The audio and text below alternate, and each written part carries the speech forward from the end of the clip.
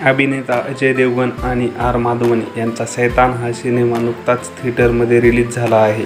Horror cinema असल्याने या सिनेमाकडे सर्वांचं लक्ष होतं।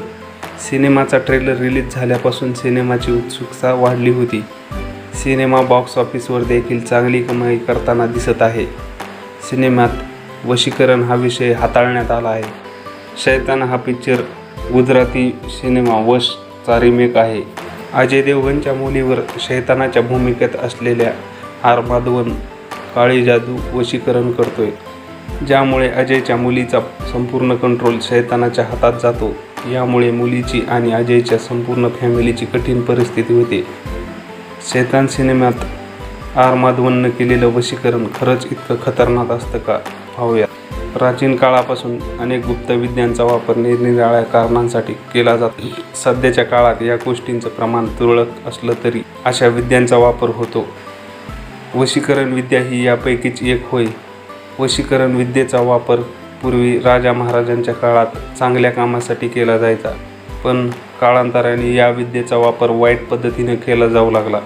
वशीकरण विद्या म्हणजे एखाद्या व्यक्तीच्या विचारांवर ताबा मिळवून त्यावर आपलं वर्चस्व ठेवणं हे म्हणजे वशीकरण होय, असं सांगितलं जातं। वशीकरणात तंत्रविद्येचा समावेश आहे आणि हे वशीकरण कोणत्याही व्यक्तीला हानी पोहोचवू शकते। जुन्या लोकांच्या मते वशीकरण हा शब्द असा आहे की ज्याला कुठलीही मर्यादा नाही। जुन्या लोकांकडून तुम्ही ऐकलं असेल की वश करण्यासाठी फक्त त्या व्यक्तीचा एक केससुद्धा काफी असतो। वशीकरणात तंत्रविद्या वापरली जाते, यासाठी तंत्रमंत्रांचा वापर केला जातो। या वशीकरणात आलेल्या व्यक्तीच्या जीवनात अडचणी येऊ लागतात। काही वेळा या वशीकरणाच्या माध्यमातून काही व्यक्तींचा मानसिक आणि शारीरिक छळ देखील केला जातो। एखाद्या व्यक्तीवर तेव्हा तंत्रविद्येद्वारे वशीकरण केलं जातं तेव्हा त्या व्यक्तीत अनेक प्रकारचे बदल दिसून येतात, असं पाहायला मिळेल। वशीकरणाची काही लक्षणं सांगितली जातात। ज्या व्यक्तीवर वशीकरण केलं जातं तेव्हा त्याच्या मनावर दुसरी व्यक्ती प्रभुत्व मिळवते। ती व्यक्ती नेहमी एकाच व्यक्तीचा विचार करत राहते। वशीकरण केलेली व्यक्ती कायम रागात असते, तिला कोणत्याही गोष्टीवरून खूप राग येतो। अशा व्यक्तीला नेहमी भीतीदायक स्वप्न पडतात आणि ती झोपेतून घाबरत जागी होते। तसंच त्या व्यक्तीच्या वर्तनात बदल होतो।